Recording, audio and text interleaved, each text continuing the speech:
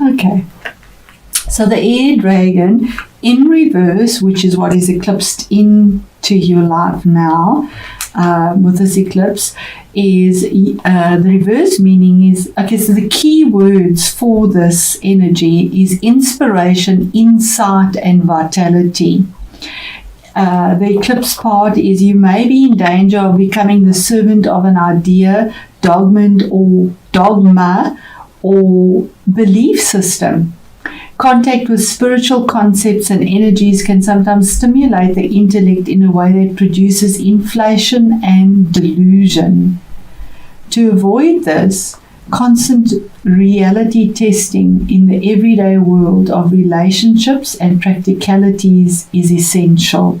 And remember, we have it in your 5th house. So that's the message of what is being eclipsed in your 5th house. Now, the other spectrum, which is where the South Node is, and that's your 11th house of alliances and long-term goals.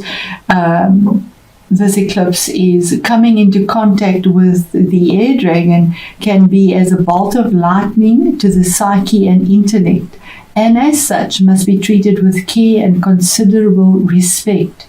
Sometimes manifesting as sudden flashes of illumination, the air dragon brings insight and clarity to your thought and imagination. As conveyor of numinous power, I hope I've said that right, the air dragon can be seen as a symbol of visitation, for he is a messenger of the sky god. And that is Mercury for me as well. Mercury is the messenger, and he brings the news, and Gemini is an air sign, and the eclipse is in Gemini, and Gemini is ruled by Mercury, the planet Mercury. So that could all play in there. And we do see the lightning here as well as something is eclipsed in for change. Okay, so you have significant changes coming about for you, Aquarius, with this eclipse in your 5th house. So we start off here with judgment, which could be with regards to a legal situation as well, because we have the King of Swords here, but it needn't be.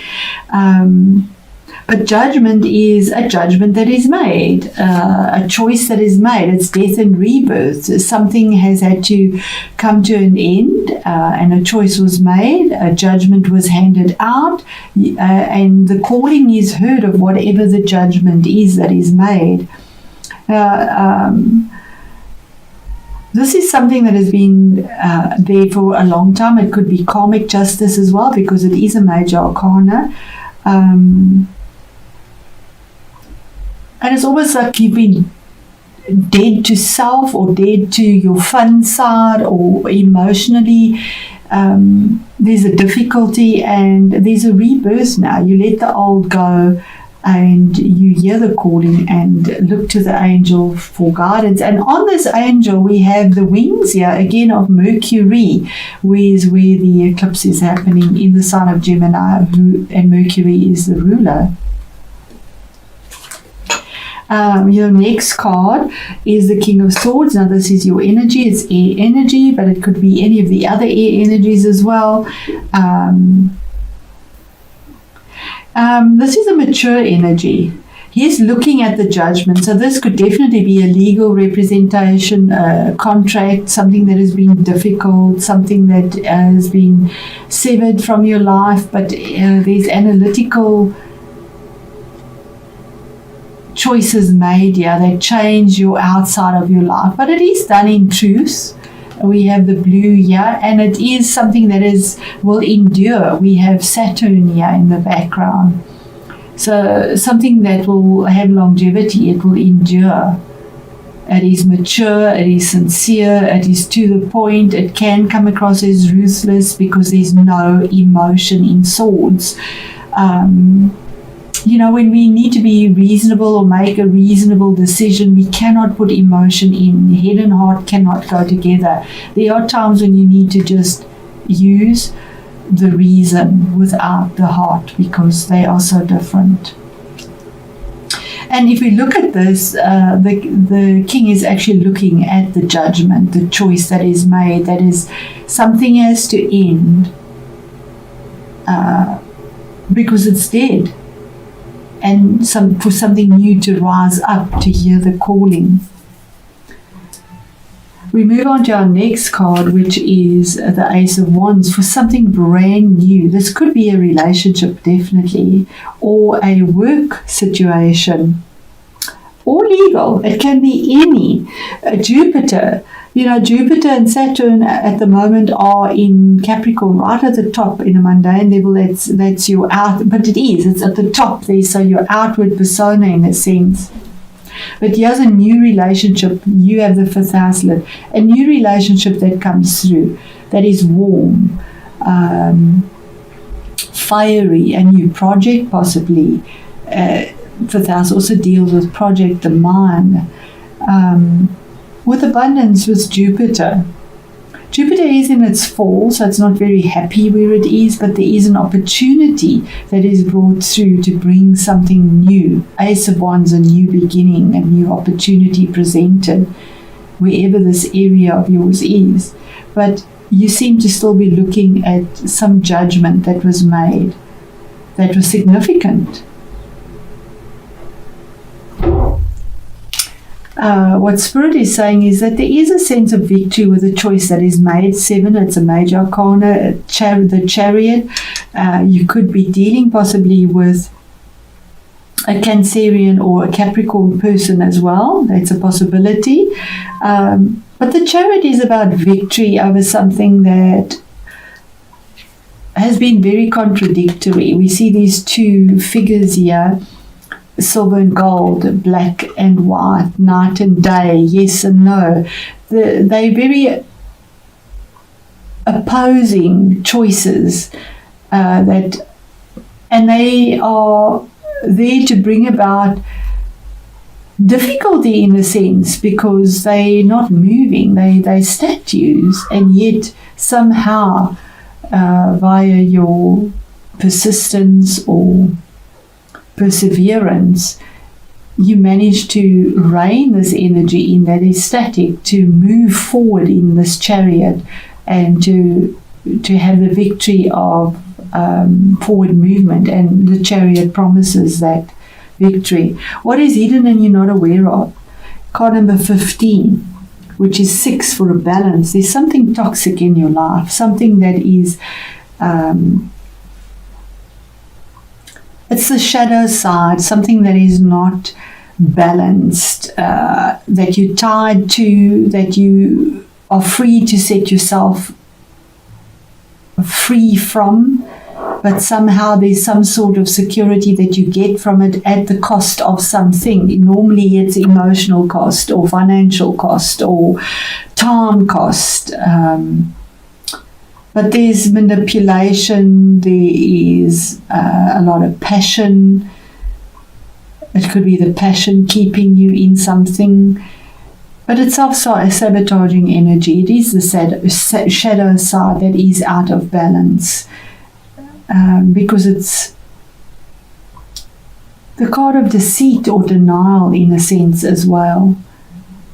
And it's significant because it is a major arcana card and it's hidden. So you're not even aware of it, that you might be sabotaging yourself within a workplace, a relationship, a habit, wherever this falls for you.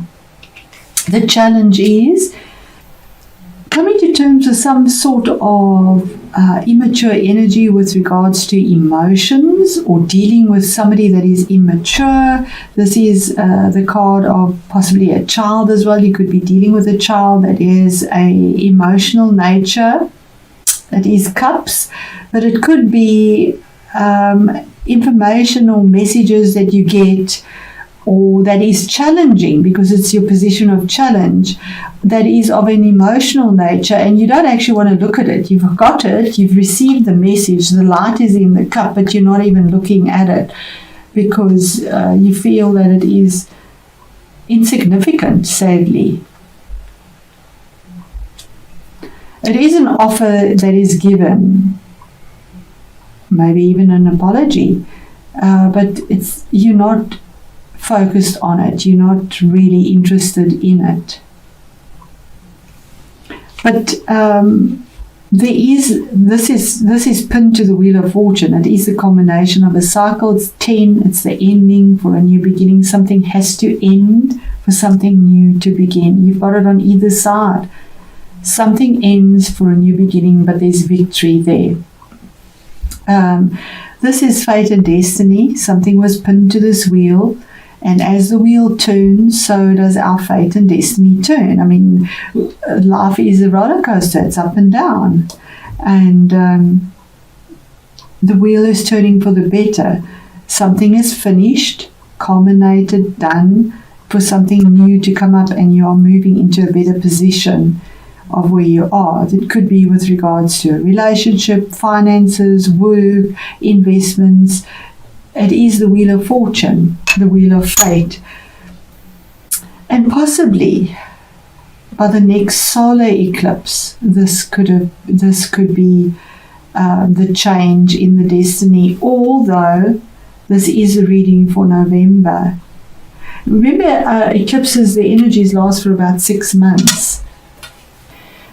In a tangible way, maybe financially, but you locked it away, sadly.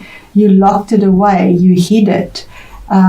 He locked that treasure chest there to keep whatever was real and tangible hidden from the light, out the bag into the treasure chest, and locked it away. And that could be keeping you stuck. Whatever was stuck there, you have the victory over it now. Victory will be coming through, but somehow you've locked away something that you've invested in, because it is tangible energy. So there is investment here, but you've hung on too closely or too tightly to it. And it possibly has caused you to self-sabotage yourself in some sense. You know, if you put too much time into work, or a relationship, even, something else suffers, sadly. There has to be a balance. What is the devil energy? Something that is hidden, that Aquarius is not aware of, and we have it there as well. Work. Something you've worked towards very diligently, perfected, skilled. He's the skilled craftsman. He takes time to work, but while he's working so diligently on whatever he's doing, putting all his passion into it, he's not giving time to himself, to his health, to others, to fun. It's 5th house, to fun. But you have the victory over it now. Now it's possibly time to enjoy what you've created. And 8 is a strong number. To stop melting, working in the heat, to try and create some form of skill in your workplace, in your environment, wherever you are, and to actually enjoy your life now with the energies of the 5th house coming through on an emotional level, maybe enjoying life a bit now. And our Wheel of Fortune is the 7 of Pentacles. Isn't that amazing? The 7 of Pentacles is about actually finally enjoying the fruits of your labor, something that you're taking stock of, something you've been growing and nurturing. It's now in the rock. You've chiseled it out. There you're making it in gold. There you've put it in the rock. You've chiseled it out into the rock for longevity. And while it was snowing in the season of winter and you couldn't harvest, yeah, you have your scythe, you're able to harvest the fruits of your labor finally and enjoy them. A decision that is very grounded and earthy. You normally see this with the little basket that's empty, always nurturing his land, and here we actually see him now reaching up, grabbing the berries, I think it's mistletoe berries, and actually savoring it. He's enjoying the fruits of his labor. While that was being while that was growing in the background, it was actually draining the energy of the tree, because this is a parasitic plant that lives off the lifeblood of this, and that's the same thing here. Not enjoying yourself in a sense, because of the passion of whatever you're working on and investing in. But we need to do that at times as well, put our energy into something to grow for the future. But now our spirit is saying, with this eclipse, it's time to actually enjoy your life, the emotional side as well. It's not just all work and no play, because that's also self-sabotaging behavior. It becomes toxic.